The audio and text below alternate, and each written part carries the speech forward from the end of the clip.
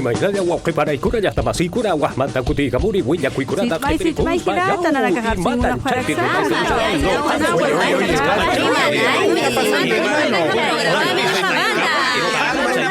¡Ya, basta!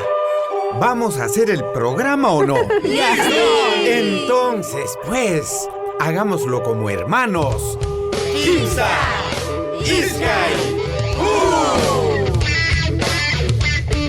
Aquí empieza Entre Hermanos en Nacional.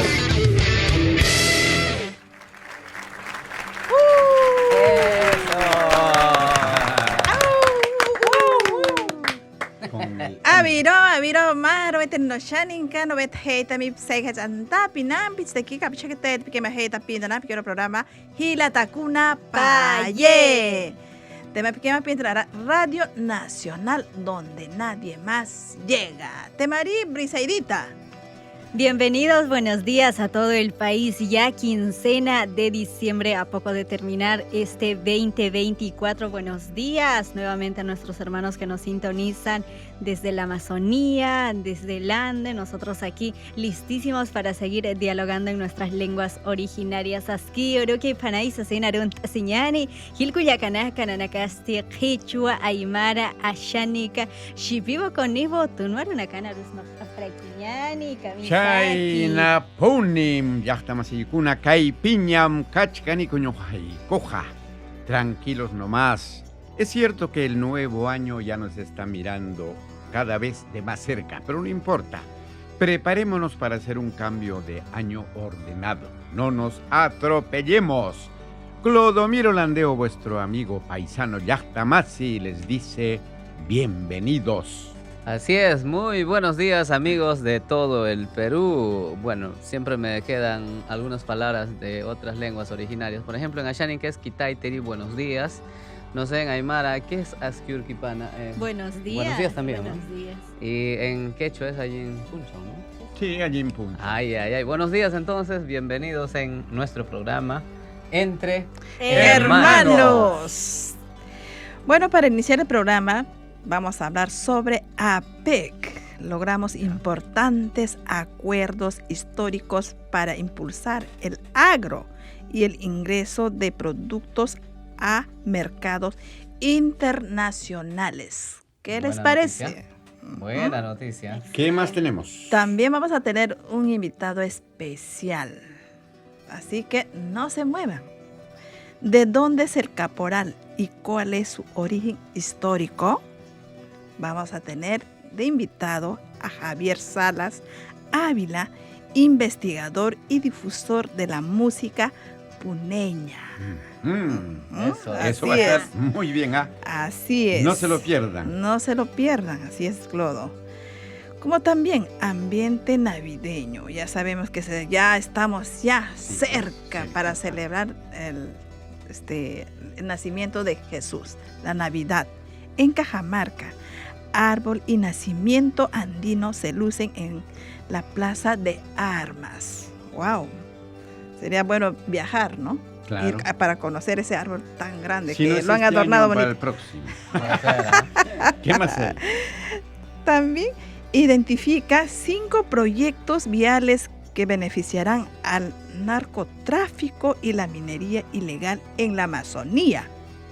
Invitado tenemos a Ciro Salazar, especialista en infraestructura vial del FCDS Perú. ¿Qué les parece? Así que tenemos temas interesantes Obviamente, para toda nuestra población. Claro, y nuestros habrá oyentes. que aclarar muy bien en su momento, ¿no? Claro Si que algunos proyectos viales podrían favorecer actividades ilegales, en este caso como el narcotráfico y la minería ilegal. Es bueno saberlo, ¿no? Exactamente. Pero hay otras vías que tienen un sentido totalmente distinto. Por Son supuesto. dinamizadores. Pensándolo de esa forma también, ¿no? Dinamizar el comercio en esa parte de nuestro país. Bueno, iniciamos, Joya. Iniciamos con la música. Adelante, por favor.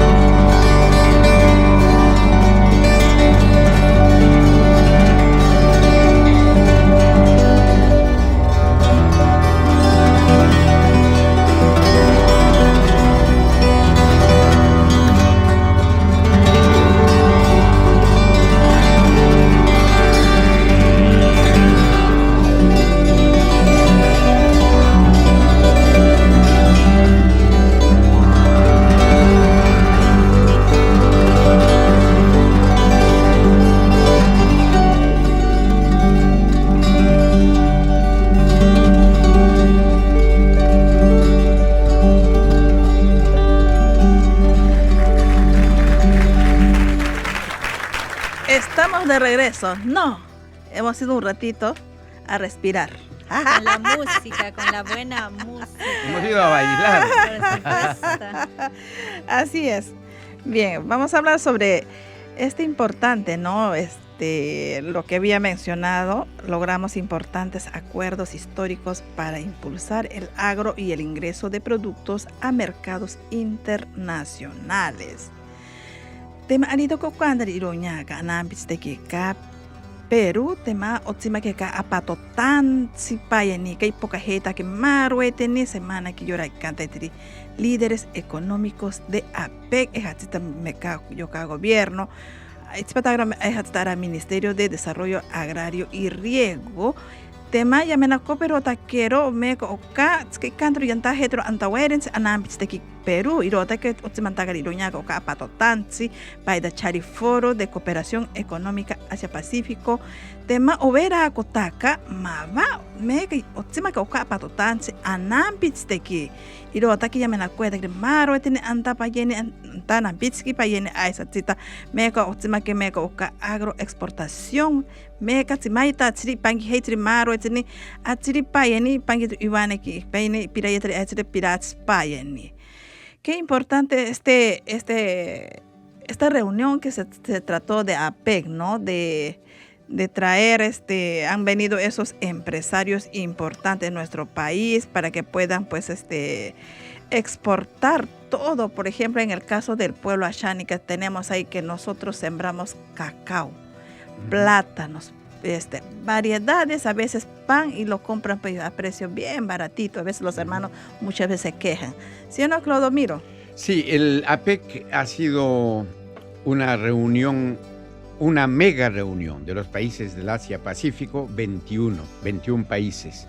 Hubieron acuerdos un poco más amplios y también negociaciones bilaterales. Y lo que más ha llamado la atención son los acuerdos con China. Ahora, cuando se acuerda los protocolos fitosanitarios para exportar o importar productos agrarios, no se habla en general, sino producto por producto. Además, los mercados son los que fijan los parámetros de inocuidad y calidad. Cada mercado. Si te reciben un producto en Europa, no necesariamente lo van a hacer en el Japón, por ejemplo. Por eso es importante que se haya llegado a acuerdos básicos entre el Ministerio de Desarrollo Agrario y su similar en China. Ahí te da que no shaninkai te meca arori a quien que shiriaba que ari avisan a que kashiri aña beta kodita karo que peri hata kotita enchari pankiren si akaya akante pangi tiri anam pitsteki ka Peru hata kota que anta cantaba que China aquí me cairo satita si iña beta ko yetiro agricultura impoji ganadería y roite da que amenería rori kametsa tapatsiri anam pitekika. Bueno, en efecto, el mes pasado hablábamos sobre la primera exportación a nivel internacional de los arándanos. Esto ha sido una noticia que ha impactado en el pueblo Ashánica. Escuchaba a algunos hermanos por allá, por mi zona, analizaban este tema. En realidad nos llama la atención, entonces, si hay grupos de personas que se dedican obviamente a la agricultura, que es bastante fuerte en nuestra zona. Sin embargo, se trabaja de manera individual. Ahora lo que nosotros tenemos que reflexionar es tratar de llegar a una asociatividad articular. Entonces, también acá, por ejemplo, en este logro importante de acuerdo histórico, en este APEC, es que justamente se esté viendo fuertemente impulsar la agricultura y la ganadería familiar en nuestro país, ¿no? Y además hay que recordar que en este tercer APEC, que se organizó, estuvo como anfitrión nuestro país. Se tuvo una meta muy ambiciosa esa semana que pasó, son los acuerdos para que productos ingresen a los países, negociar el protocolo fitosanitario producto por producto, procesos que necesitan el impulso político. Y justamente coincido con tu parte en la opinión, Guaují, Clodomiro. Obviamente teniendo en cuenta de los países qué tipo de productos nos van a aceptar. Claro. Porque aquí se enfocan, ¿no? Por ejemplo, Malasia, Australia, Indonesia, China, Nueva Zelanda, Estados Unidos y Japón. Cada país va a requerir diferentes productos. Es un acuerdo para cada negociación bilateral. En efecto. Chakasa Hilkuyakanaka Ukamapi, Kamisasa Gobierno Perenchawita Kamau Sarant Eskaraki Ukau, Chakan Suyusansti, Ministerio de Desarrollo Agrario y Riego, Kataipiujitat Pachau Hupanakaj Maimaya, Amtanakau Purap Suyumpi Sarant Esip Karaki Ukamapi, Suyusatsti Ankaj Markanakaru Maimaya, Mankañanaka, Chunaksa, Aljantap Krakini, Ukaja Walik Husapuniu. Y tenemos que precisar, ¿no?, que nuestro gobierno, a través del Ministerio de Desarrollo Agrario y Riego, concretó estos importantes acuerdos bilaterales con líderes que llegaron a nuestro país. Lo mencionó también Mishirenti, que nuestro país estaba en los ojos del mundo por tercera vez, ¿no? Y eso es importante, que se va a exportar nuestros productos hacia el exterior, que lo mencionamos en diversos países. Chakasa Hilkuyakanaka Ukaja Walik Husapuniu. Chaynapunim, chaynam, huk suyukunawanmi rimanakuchkanchik, aswanmi achkampi rimaykanakunchik apek ukupi. Hinaptinmi gobiernokuna rimanakunjaku imakunatataq ñuqanchik chay suyuman apachichuwan, imakunatataq rantichuwan. Como toda negociación, el punto de partida es que nosotros tenemos que tener una especie de dote. ¿Cómo vas a negociar si no tienes condiciones para eso? Obviamente. Un ejemplito. Con China se discutió, se trabajó que se extiende el reconocimiento de parte de China de que nosotros somos un país libre de fiebre aftosa. Ese papelito oficial significa mayor demanda desde China de la carne producida en nuestro país. Exactamente. Y a ponerse pilas, como estamos diciendo todos aquí, a producir más ganado. Pero algunos dirán, pero yo no tengo capital, yo soy pequeño. Eso no es problema, porque si tú logras una producción de calidad, tu producción va a ser parte de una canasta de exportación, te asocias con una empresa grande y llegas. Así es, Claudito. Así es, muy importante tu opinión. Ya nuestros oyentes y televidentes bien informados. Y sobre todo, esos productos tienen que ser orgánicos. Eso mismo. Así es. Me Bien, sumo a ese pedido. adelante con Sacapecho. Música, danza, literatura, gastronomía, educación, mito de Cajamarca. Sacapecho.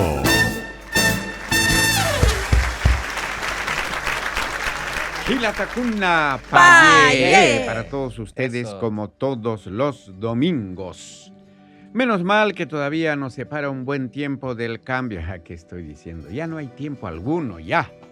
Preparémonos para recibir el próximo año. Y ojo, no nos va a traer nada. Nosotros tenemos que ponerle contenido a ese nuevo año. Bien, está ya con nosotros nuestro invitado para hoy, el investigador y difusor musical Javier Salas. Él tiene un importante trabajo en el Callao, pero antes vamos a escucharlo y que presente su trabajo ante todos ustedes. Buenos días, apreciado Denis, Cintia, Brisaida y Clodomiro. Un gusto estar con ustedes nuevamente y estamos aquí dispuestos para comentar sobre lo rico que es nuestra cultura, ¿no? Debemos siempre estar alimentándonos, retroalimentándonos de las cosas que tenemos en materia de nuestra cultura, etc. El tema, uno de los temas del que vamos a hablar es el caporal y cuál es su origen histórico. Pero antes valdría la pena que nos expliques qué justifica, qué proceso ha hecho de que el altiplano sea especialmente rico en arte, tanto en diversidad, en calidad, ¿no? Hablemos de la música y la danza. Así es. Lo que pasa es que todo corresponde a un hogar geográfico. Cuando nosotros queremos subir a la zona de Huancayo, a la zona de Cajamarca, cualquier zona hacia la cordillera, tenemos que transmontar la cordillera, ¿no? A través de cerros muy empinados. Pero el único lugar en donde se abre ese altipampa, con una pampa enorme que se llama la meseta del Collao, el altiplano, esa condición geográfica altiplánica que es enorme, tiene miles de kilómetros cuadrados, hace que haya una diferencia geográfica con toda la zona media, central y norte del Perú. Entonces, de alguna manera eso ha resultado en la producción, obviamente, de su propia comida, de sus trajes típicos, de sus cantos, de sus bailes. Y lo que ha coadyuvado a que haya un crecimiento y una muestra muy heterogénea de danzas en Puno es la fe a la Virgen de la Candelaria, que tiene muchísimos años, y la costumbre que se había instituido desde épocas virreinales es que todos los campesinos de las comunidades aymaras y quechuas de Puno estaban invitados por la autoridad colonial a rendir su tributo a la Virgen bailando. Entonces, ese hecho de que tenían que ir con sus danzas ha hecho que esa costumbre de danzar se crezca, se agrande, y entonces cada vez Puno se haga dueña de más expresiones dancísticas, al punto que en 1988 fue declarado Puno capital del folclore peruano. Y que ahora ya es parte del sincretismo, ¿no, hermano Javier? Bien lo mencionabas, desde hace muchísimos años nosotros en la vida misma de la población puneña rendimos homenaje a la Pachamama, ¿no?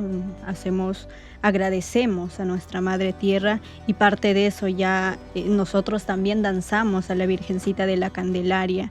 Coméntanos más esto mismo que ya es el sincretismo en la población. Efectivamente, al encontrarse dos culturas distintas, no te queda otra cosa que aprender a convivir. Entonces el habitante altiplánico lo que ha hecho es no olvidarse de sus tradiciones, de sus creencias, de sus mitos, ¿no? Sino más bien asimilar la cultura occidental, al punto que la Pachamama para ellos también es considerada, al igual que la Virgen de la Candelaria, que les trae bendiciones, que les mejora sus cosechas, les cura sus enfermedades, etc. Arida que aquí me quiere me Javier canta que rirori tema tana caro rirori paira ni me canta Puno que canta que rirori que moshirevente me coca Virgen de Candelaria yamashaida cohetro rirori payeni cantimaita chete piago hetero rirori yame heteri canta heitara anta saikenta inambitsteki.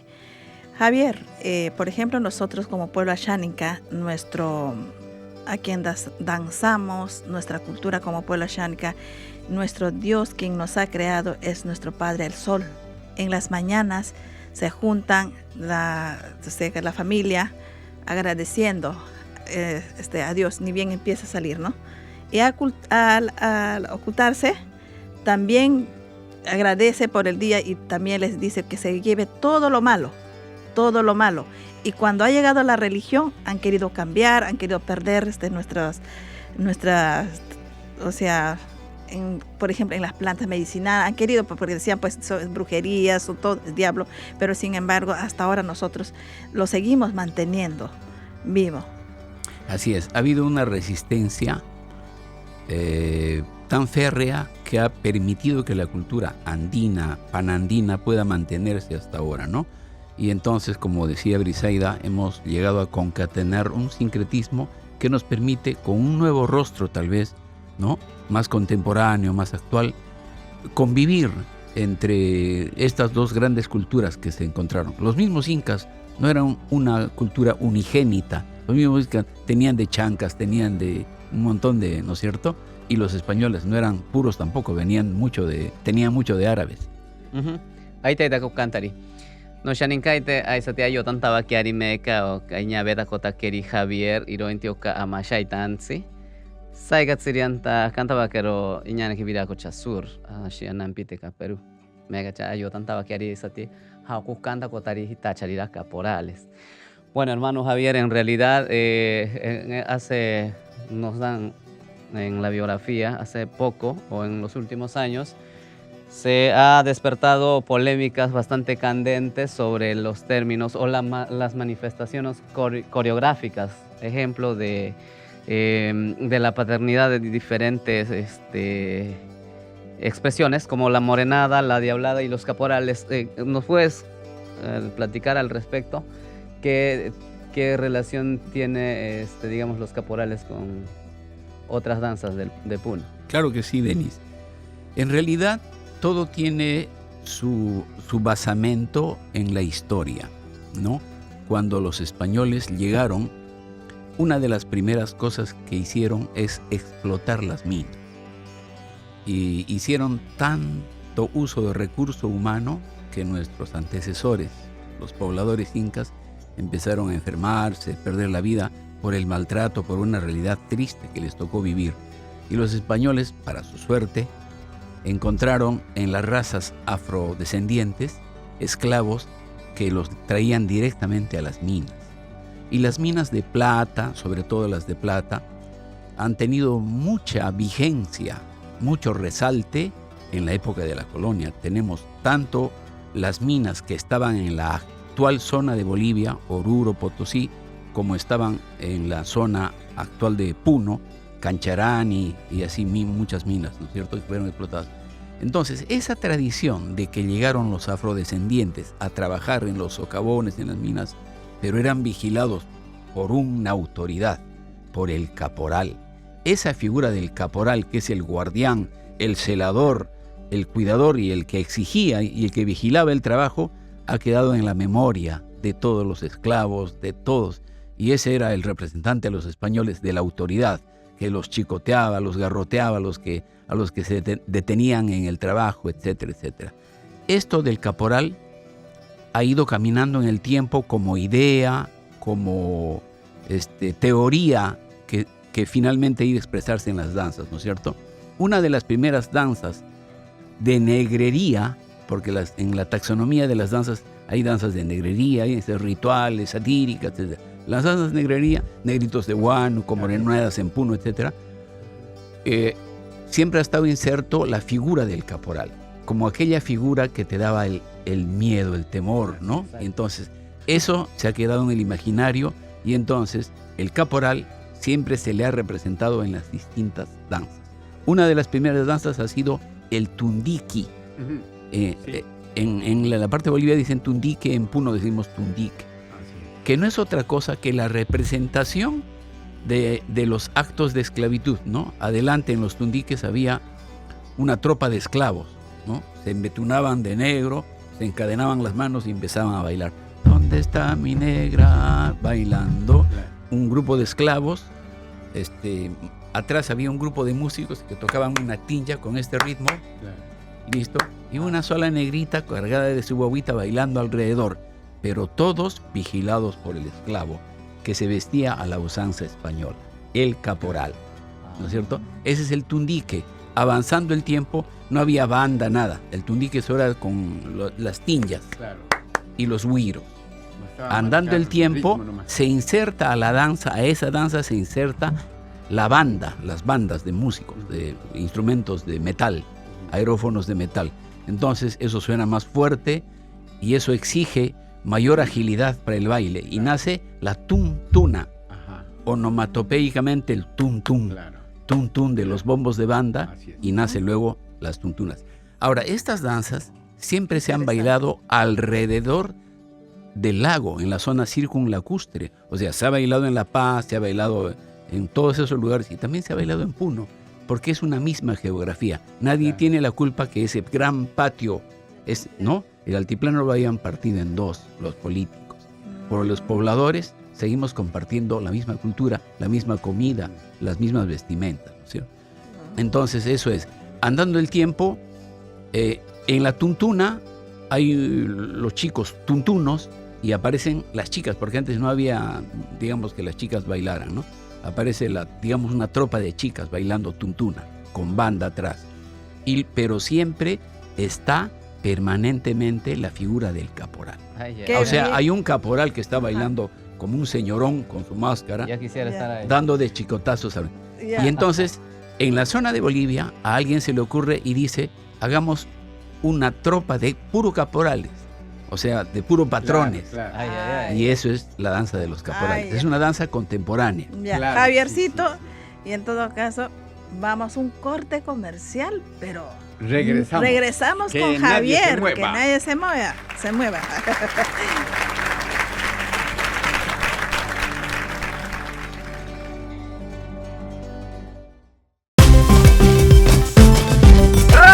Nacional. 87 años en el corazón de los peruanos. Presenten los hechos que marcaron y marcan nuestra historia. Conectamos a todo el Perú con información veraz, entretenimiento, cultura. Y la música nos une. Radio Nacional se renueva y apuesta firme por la innovación. Hoy miramos el futuro con optimismo. Nuevos equipos con tecnología de punta y mejoras en nuestras cabinas de transmisión. Radio Nacional más viva que nunca. Sintoniza Radio Nacional en los 103.9 de la FM y ahora también en el 7.2 de la televisión digital terrestre.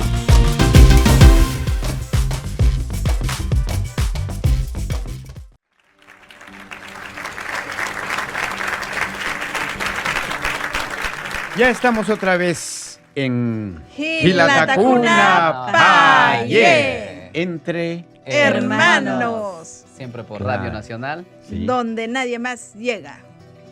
Además de nosotros, por supuesto.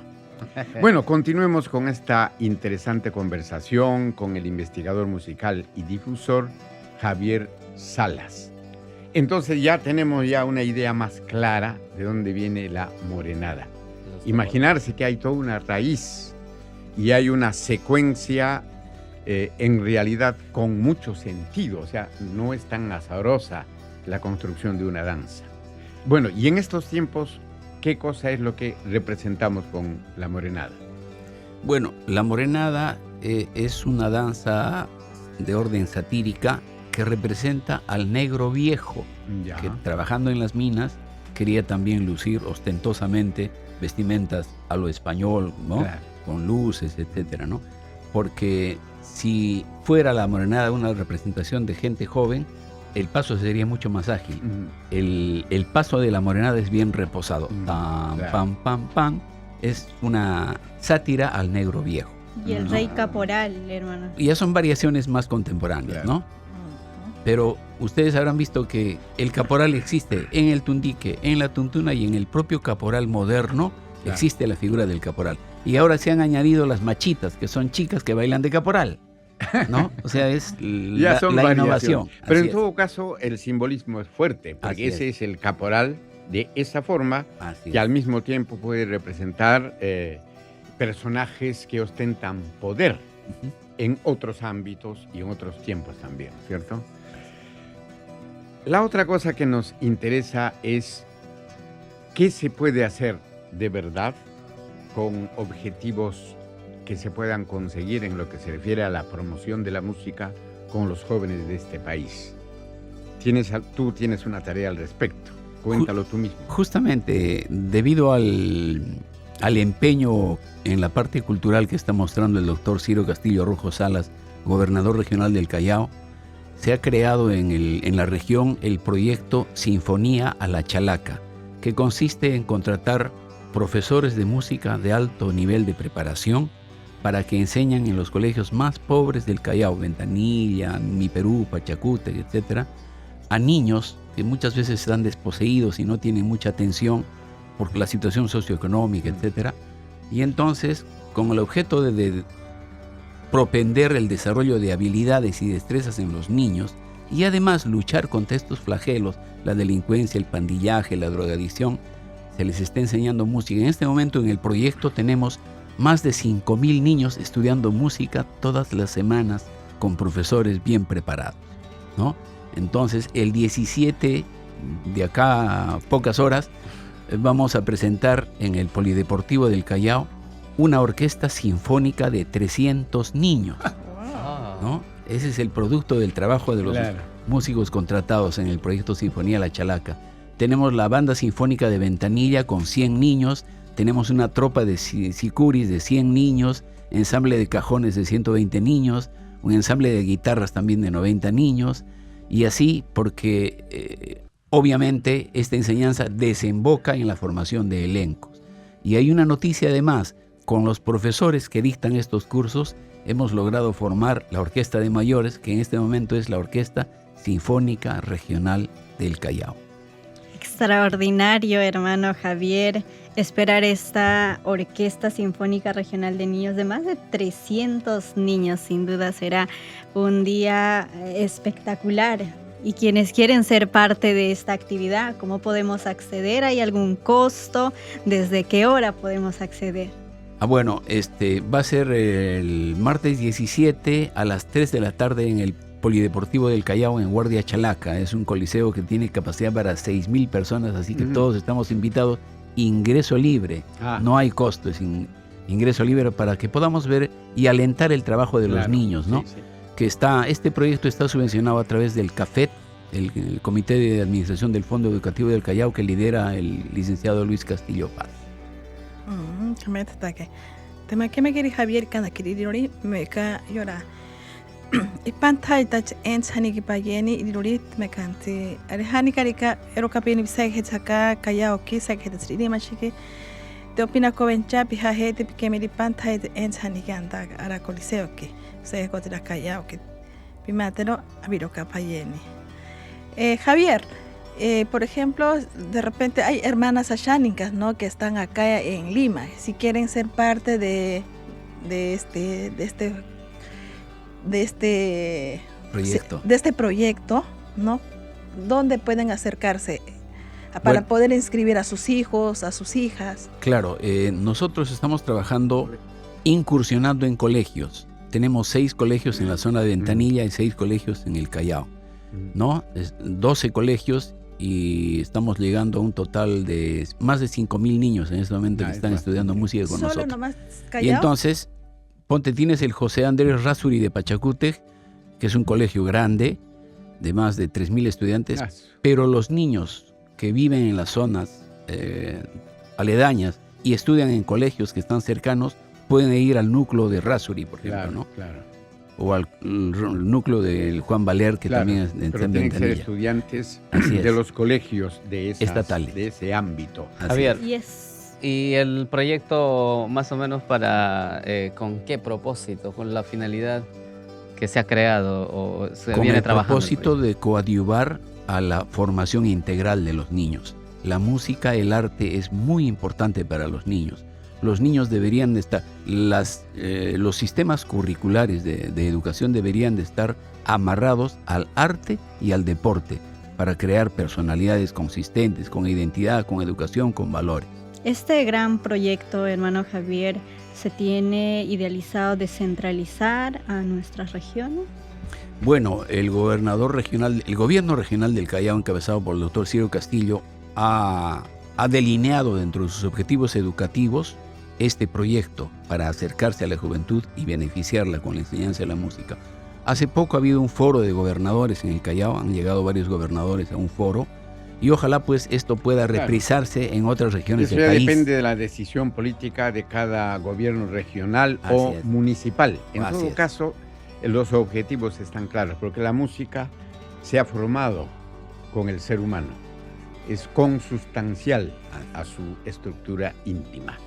Gracias por haber venido, ya nos están indicando, ya ves, mira control. Ya nos están indicando para que demos fin a esta entrevista. Gracias por haber venido. Ha estado con nosotros el investigador y difusor musical Javier Salas. Será hasta pronto. Muchísimas gracias, Javier. A usted. Javier. Pachamama va a despertar, Pachacama va a regresar, con la fuerza de la creación. Andino hoy. ¿Por qué no?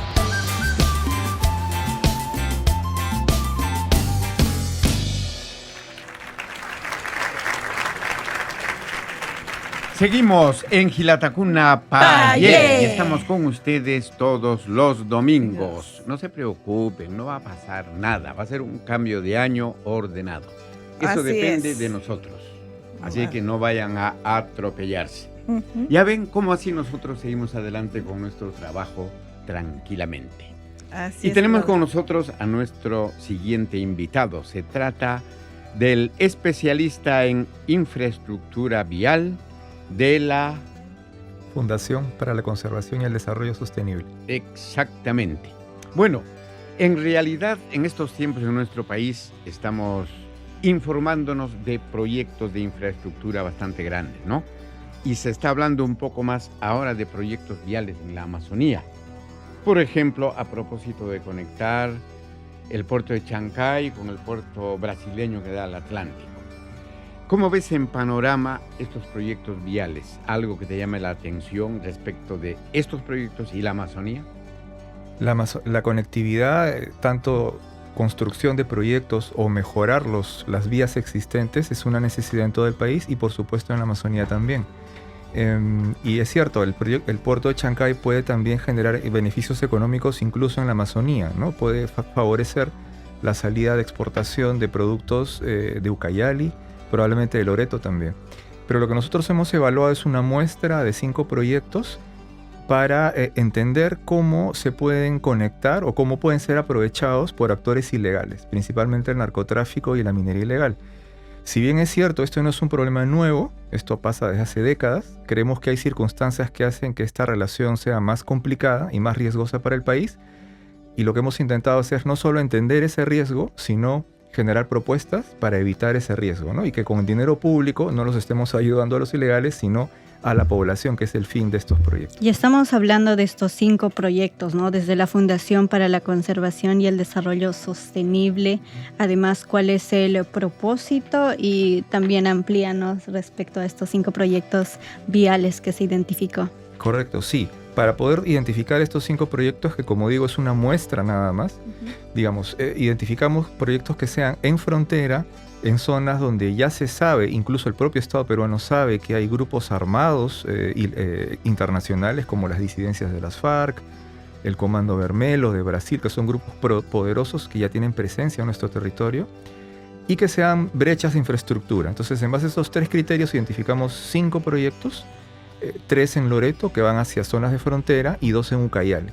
Entonces, ahí empezamos a entender cómo se vinculan a la minería ilegal y al narcotráfico. Entonces, tratamos de hacer saber cada uno si es que favorece solamente a la provisión de insumos, por ejemplo, combustible, maquinaria, explosivos, etcétera, o también a la exportación.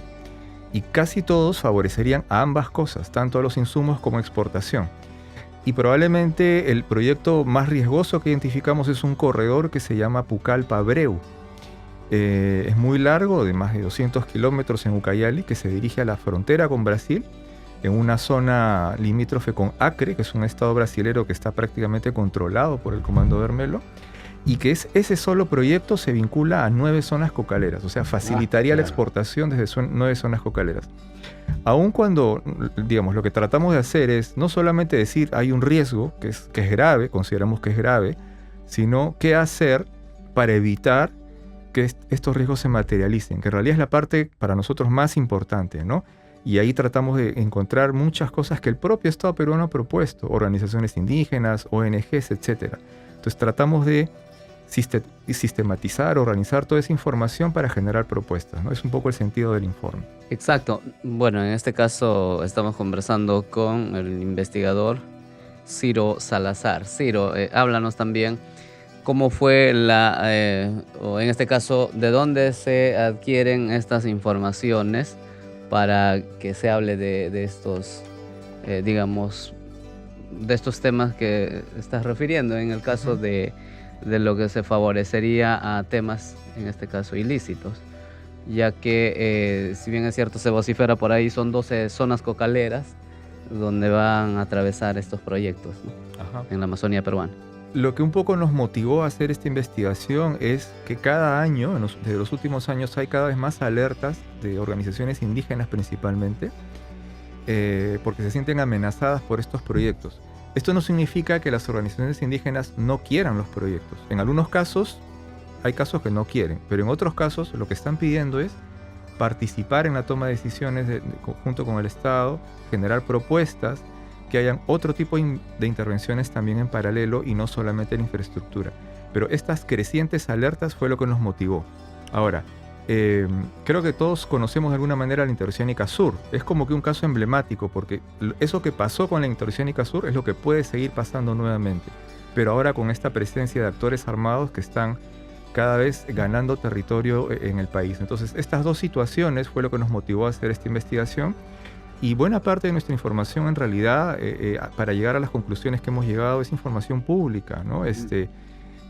Estudios del Estado peruano, por ejemplo, una de nuestras principales referencias ha sido un estudio que De Vida encargó hace más de 10 años, y donde ellos identifican cómo la conectividad vial era aprovechada por el narcotráfico, ¿no? Entonces, y así, hay informes de periodistas, de algunas organizaciones indígenas, y por supuesto también trabajo de campo nuestro, ¿no? En Loreto y en Ucayali, que nos ha permitido entender de manera más macro, digamos, o más integral, cómo estas vías se conectan con la ilegalidad, y también proponer que este análisis que hemos hecho no solamente se haga a estos 5 proyectos, sino a muchos otros que también pueden beneficiar a otros actores, para tomar decisiones a tiempo, cuando se hace el planeamiento.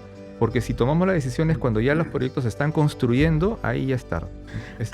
Aquí me quiere decir que anda quiere ir ahorita, ya me lo coopero, quiero anta, cantarica, otima que me coca, ya te ando a botsi, te mañana que me que llora cante. Hoy somos corip sega tiranta Colombia, esa titanta nampitski Brasil. Tema areta acá anambits te canta frontera aquí payeni antirori mega cari pero tan spainik pai da chari minería ilegal hatita mega panquia tirori me canta marikishi yora narcotráfico irota que irori yamena kota kero itspaheta kalimaru etene sai heta chre anta inambits de payeni indígenas irori hatita acá estado tema irota que irori antanda karori me coca investigación y Ciro, ¿cuál es esta solución en todo caso para poder evitar todo esto? Así, esa es la gran pregunta.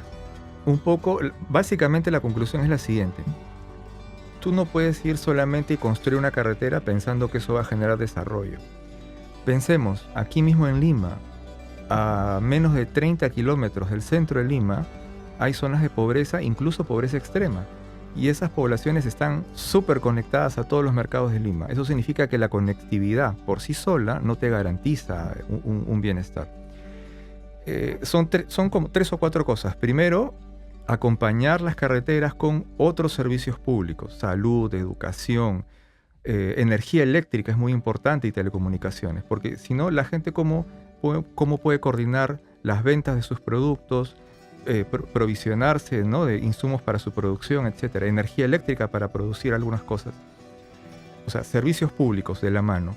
Lo otro es proyectos de desarrollo productivo, ¿no? Si tú no ayudas a los pequeños productores, no les das créditos, no les ayudas a tecnificarse, a transformar sus productos, no solamente vender materia prima, sino transformarlos, van a seguir recibiendo precios bajos. Eso es lo otro. Tercero, seguridad. Obviamente, si uno va a hacer la carretera y se va, el Estado se va, pues que se va a aprovechar es ilegal. Pues también tiene que ir seguridad de la mano. Y cuarto, capacitar a los funcionarios públicos. Y eso ya hay experiencias previas, para que hagan mejores proyectos, para que busquen financiamiento, etc.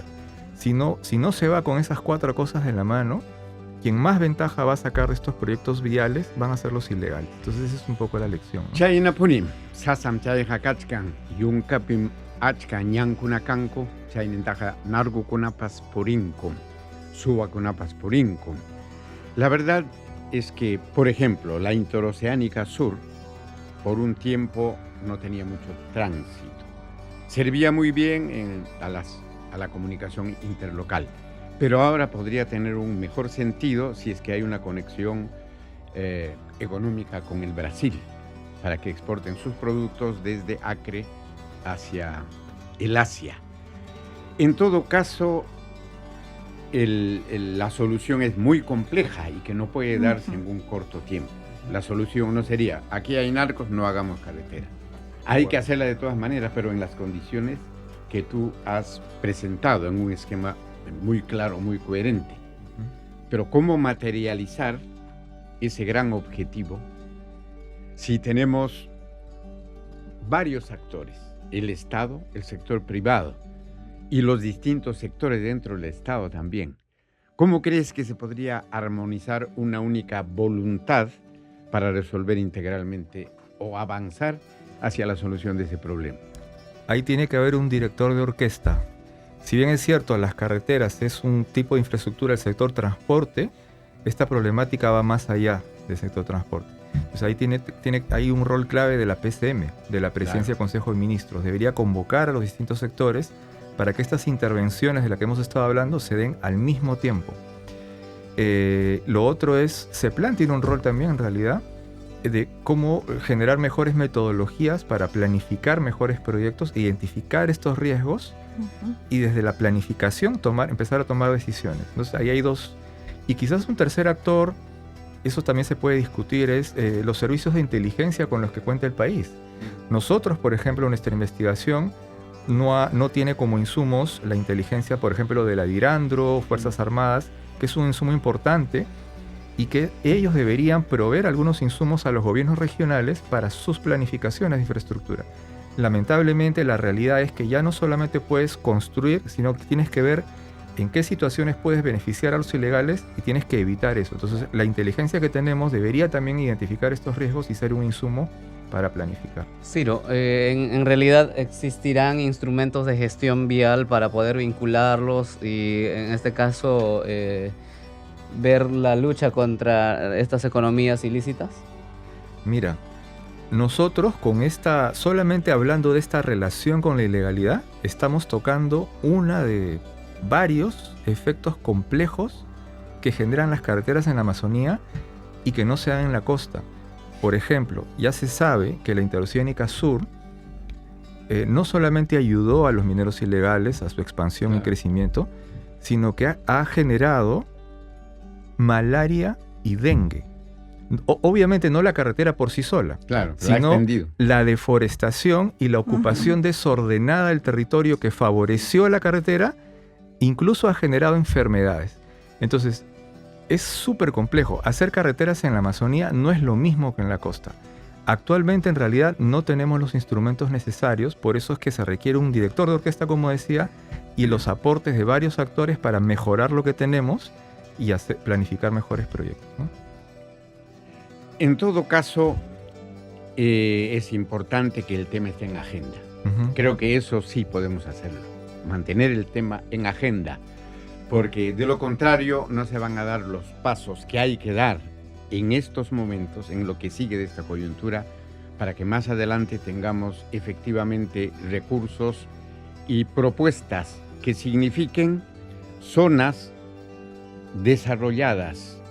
Y si se da ese caso, la propia sociedad ya es propietaria, entre comillas, de ese territorio y será una defensa también contra las actividades ilegales. Así es. Tus últimas palabras para despedirnos. El reto es enorme, necesitamos infraestructuras, eso es incuestionable, pero el Estado tiene que entender que hay riesgos que los tiene que identificar desde la planificación y que tiene que también conversar más con la sociedad civil, con las organizaciones campesinas, indígenas, para de forma conjunta buscar las soluciones. Ese sería, creo, el mensaje final. Muchas gracias. Gracias por esta participación. Hilatacuna Paye. Y a continuación les presentamos nuestra despedida. ¡Yeah! Hasta acá llegamos con el ánimo de siempre. Hilatacuna Paye. Y salgan de compras con tiempo. No con cuidado. No estén llevando a sus niños porque está Perú. En el centro de Lima está Perú. Mejor difícil. Que no pongan en riesgo la vida de sus niños, por favor. Alguien ya kakunkichi. Ariyo nos atoa esta noche ni caete.